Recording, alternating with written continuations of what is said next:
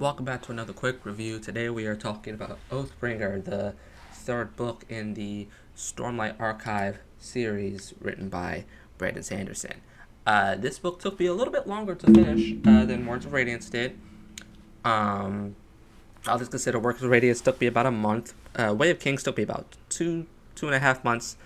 And this book took me about 2 months to get done overall. So it took a little bit longer, and I think that's for a reason. Oathbringer is a book that I really enjoyed. I think it's very strong. I still think it's like a 9.5, 10 out of 10 book. We want to get that score out of the way now. But Oathbringer's, I think, big weakness um, is its length. And that's unfortunate considering how just big these books are. I have Rhythm of War sitting right here. I just see that it's huge. But Oathbringer's biggest weakness is its length, simply because at times it just feels like it goes on and on without saying much. This isn't all the time, but there are certain moments I'm like, I don't know what we're trying to do, or if we're just trying to fill up pages. If there's like a page, like a threshold for like how many, like, you need to have this amount of pages or not, or this amount of words or not. But specifically in like part two of the book, there are moments where I'm like, man, I either don't care, or I just don't, or we're moving a bit too slow for my liking. Less so I don't care, because I think one of the things that Oathbringer does really well um, is, and this kind of goes for all of Stormlight, but especially Oathbringer, is the latter half of the book making the first half of the book better, which I don't think we should be doing in the first place. I think everything should be good. I don't think one thing should be making another thing better. However, the fact that it does that is still nice. As I think, especially with the last like 200 pages, there's a variety of things that happen that we can connect to the first half of the book, that I really enjoy. That a lot of things that just kind of made that first half of the book better. I think a really good example of that is Kaladin. I love Kaladin, probably my favorite character in the franchise, but Kaladin and what he has to go through in regards to the Parshendi and the war and being among these people, and then what happens at the end of, what is it, part four? It's either the end of part three or part four, and what they had to go through. I think that is just phenomenal. It's part three. It's the end of part three. I think it's just really good. It's everything just connects really nicely. It just feels like a natural progression for Kaladin's arc. And then another thing, the Dalinar flashbacks, dog. I think these are the best flashbacks thus far.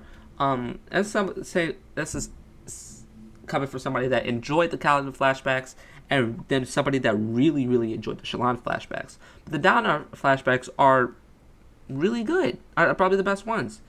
I think it's just because I think Brandon Sanders has said that those were the easiest flashbacks to write, and they look like it. It's just like, it's one of those things where it feels like a natural progression. Those flashbacks naturally feed into Dalinar as a character. It's one of those things where it's like, but like, why? How did this make him? Why did this make Shallan into her? Why did into the person that she is now? Or why did this make Kaladin into the person that he is now? Like, there's some things that I feel like it's like just a bit of a stretch, or things that didn't really need to be put in. Whereas Dalinar flashbacks, everything felt meticulous and deliberate, and just all made sense, especially when we get to the end, where those flashbacks culminate in like one of the hardest quotes I've ever seen in a piece of media. Where Dalinar says, "What is it?" I can actually, let me Google it real quick, because I want to make sure I do not get this the wording right. Yes, it is what I was thought is. You cannot have my pain. I was sitting there, I was like, ooh, Oh my god. It just results in one of the hardest quotes I've ever heard in a piece of media. And just everything after, everything that follows is just phenomenal. And I think overall, another thing that I just really love about Oathbringer, it's a book that it's a book that I think a lot of its themes, or at least one of its major themes, and I think this kind of goes for the entirety of Stormlight that I've read at this point as a whole, but especially this book, does deal a lot with identity, and coming into your own, figuring out who you want to be, why you are the way you are, regardless of what you've done or what you've been through. I think this really echoes in, of course, Kaladin's uh, feelings in regards to the war and the fact that, the enemy might not be as bad as we make it seem like, as bad as they seem, where that's another thing I'm talking about, in which that pays off later in the book, because it's exactly the case, right? That pays off really well later in the book. Or the Dalinar flashbacks, or Shallan's 1,200 page long identity crisis, which was weird, weird to say the least. I think specifically because of like Vale, and I understand why Brandon was doing what he was, why he wrote Shallan the way he wrote her in this book. I get it, you know. Of course, I could be wrong, but this is just my interpretation of what I saw. A character who was ashamed, or who was afraid of her past, that tried to hide in other versions of herself because she herself felt broken. She herself felt like she wasn't worth it, like she wasn't worthy of being happy, or being, this important person, especially with the character on the cover being just around, right? And so, using those to hide herself, right? Putting on these personalities so she could forget about her issues. I understand what he was going for. I just think some of that could have been executed just a tiny bit better. I do think the Veil of Kaladin stuff was weird. I'm gonna be completely honest. I do think it was very weird. I think another thing is it feels like nobody else is calling out the fact that this is weird until like way later, like the last like chapter or two of the book. Nobody else calls out the fact that it's weird until Adeline does it, because of Vale's actions in regards, or Vale's feelings in regards to Kaladin. It's oh it uh, no, yeah, nobody called her out on that. I just found that interesting. I'm just like, all right, let's wrap this portion of Shallan's arc up, please. I don't need, like, this feels weird. It just felt weird, right? But yeah, otherwise, I really enjoyed all the other POVs. I think Navani's POV was a personal favorite. I really enjoyed that one. Jasna just wasn't in the book much, but when she was outside of certain moments, she just had a presence. I think everything to do with the Stormfather and the political aspects of everything was just woven together really well. It was really intriguing.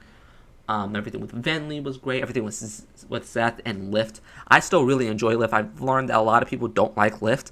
I still really enjoy Lift. That's just because I've played too many things. I've watched too much media, and I've seen too many characters like these that I love, that I see just in Lift. Like Milliam from Trails is like the perfect example of this is just Lift in a nutshell, and I don't mind it because I love Milliam as a character.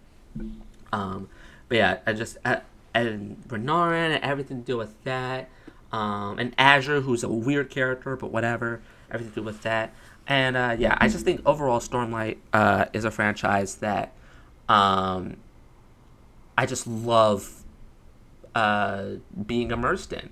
You know, it's like Trails. The last time I felt like this in regards to a series was Trails, where I could, see something in a book, or read something, or something will happen where I just like get up and like start like running around the room hype, right?